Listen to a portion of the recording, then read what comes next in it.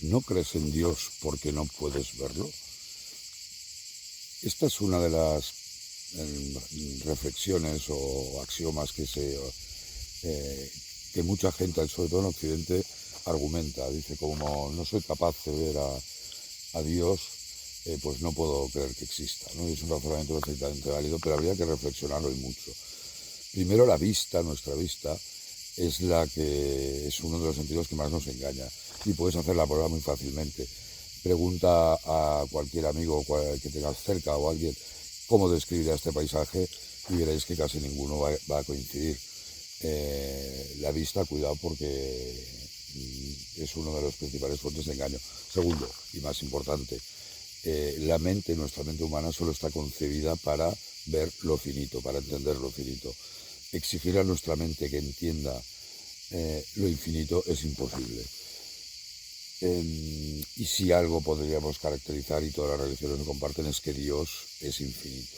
Entonces, intentar concebir, pensar, imaginar, dar forma a algo infinito con una mente finita es literalmente imposible. Cierto es que en las religiones no dualistas, en las que Dios asocia a una persona magnificada con superpoderes como el Todopoderoso, el Creador del Universo, etc., entonces sí que sería posible imaginarnos esa forma finita de lo infinito. Pero en general es un error intentar entender, ver, visualizar, realizar a Dios con nuestra mente finita. Y os voy a poner os voy a explicar una reflexión de Ramakrishna que es profunda, preciosa. Sri Ramakrishna fue un monje hinduista del siglo XIX, era prácticamente analfabeto, que fue quien realmente definió la nueva visión del Vedanta, que se llama el Neo-Vedanta, y siguió tanto el camino dual como el no dual, el Advaita como el Dvaita.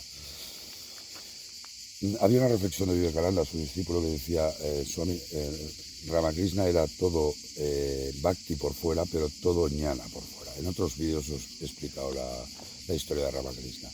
Pero lo que nos decía es algo precioso, y os pido un favor, fijaros en este magnífico cielo que veis ahí. Fijaros bien, centrar los ojos en el cielo. ¿Veis alguna estrella? La respuesta es no. Y esta es la respuesta que daba Ramakrishna. Decía, no porque no seas capaz de ver las estrellas ahora con el sol, eres incapaz de ver a Dios y no puedes negar su existencia.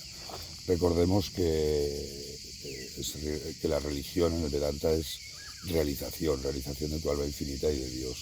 Y otra anécdota, cuando su discípulo Vivekananda le preguntó a Ramakrishna, ¿ha visto a Dios?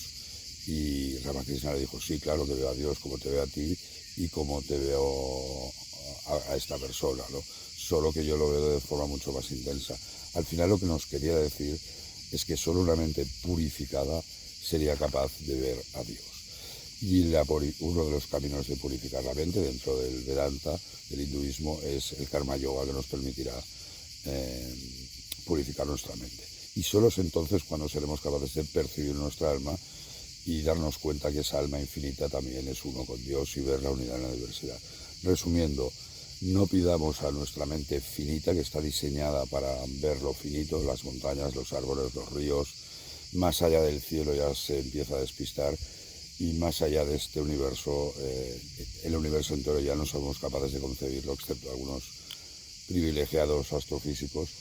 Y recordar que una de las características del Vedanta, creo, es de las pocas religiones que es capaz de hacer compatibles la ciencia, los avances de la ciencia con la religión, ya que en el hinduismo no se basa en el concepto de inicio y fin, sino que todo es cíclico.